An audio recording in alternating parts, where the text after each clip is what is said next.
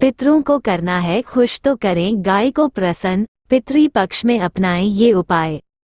ज्योतिष शास्त्र में पापों से मुक्ति पाने के कई तरह के उपाय बताए गए हैं, जिनमें दान, धर्म, जाप शामिल हैं। लेकिन महापापों को जब शांत या प्रायश्चित करने की बात आती है तो वहाँ गौ दान की महिमा भी बताई गई है। पितृदोष भी एक प्रकार का पाप ही है, जिसका निवारण करना आवश्यक होता है। पितृपक्ष एक ऐसा अवसर है जिसमें हम आसानी से इस तरह के उपायों को करके अपने पितरों को प्रसन्न कर सकते हैं।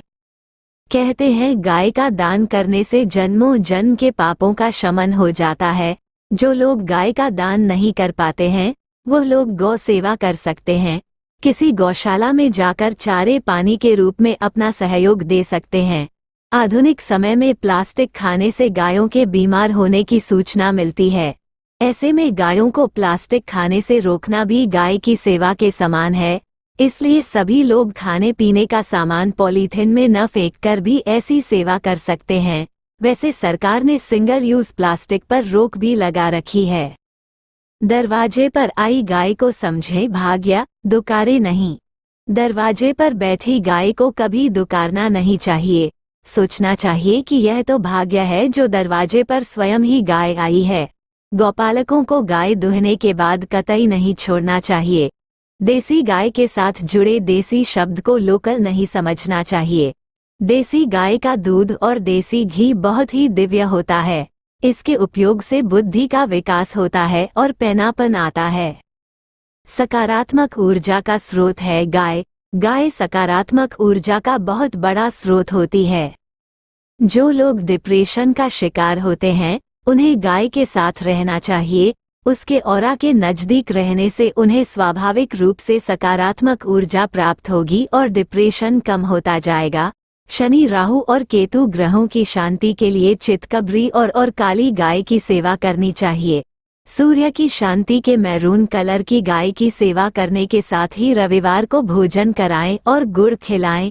पितरों को प्रसन्न करने और पितृदोष के निवारण के लिए नित्य प्रति गाय की सेवा करने के साथ ही उसे रोटी खिलाना चाहिए।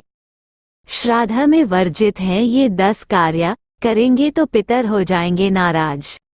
1. गृह कलह। श्राद्ध में गृह कलह करना, बच्चों को मारना या डांटना, स्त्रियों का अपमान करना बहुत ही बुरा माना जाता है, क्योंकि इन दिनों पितर आपसे उनकी मुक्ति और शांति की आशा लिए आते हैं तो वे आपको आशीर्वाद देने के बजाय नाराज होकर चले जाते हैं। श्राद्ध पक्ष के दौरान पिता और संतान को कष्ट देने से पितृ नाराज होकर चले जाते हैं। 2. तामसिक भोजन। पितृ पक्ष में शराब पीना, चरखा, मांसाहार, पान, बैंगन, प्याज, लहसुन, बासी भोजन, सफेद तिल, मूली, लौकी, काला नमक, सत्तू, जीरा, मसूर की दाल, सरसों का साग, चना आदि वर्जित माना गया है।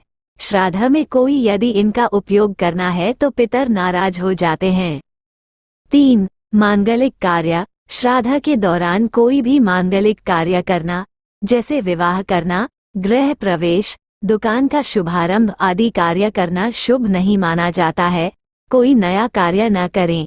पितृ पक्ष के दौरान नए वस्त्र नहीं खरीदना चाहिए और ना ही पहनना चाहिए, इससे पितृ दोष लगता है। इस दौरान इत्र का प्रयोग या किसी भी तरह के सौंदर्य साधन का उपयोग नहीं करना चाहिए। 4. बुरे कार्य करना, झूठ बोलना, सट्टा खेलना, गाली बकना, किसके साथ छल कपट करना और ब्याज का धंधा करने से भी पितृ नाराज हो जाते हैं। श्राद्ध पक्ष में ब्रह्मचर्य का पालन किया जाता है।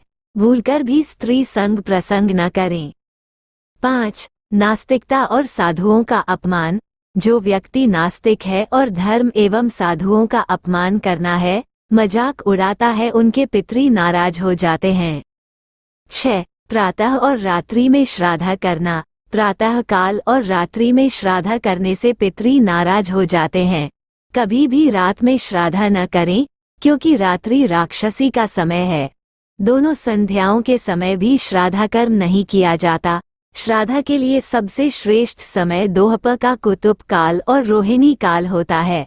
कुतुब काल में किए गए दान का अक्षय फल मिलता है। 7. ये कार्य भी न करें। घर की चौखट पर आए गाय, कुत्ते, कौवे, भिखारी या अन्य किसी को भूखा ना लौटाएं। अतिथियों का आदर के साथ सत्कार करें।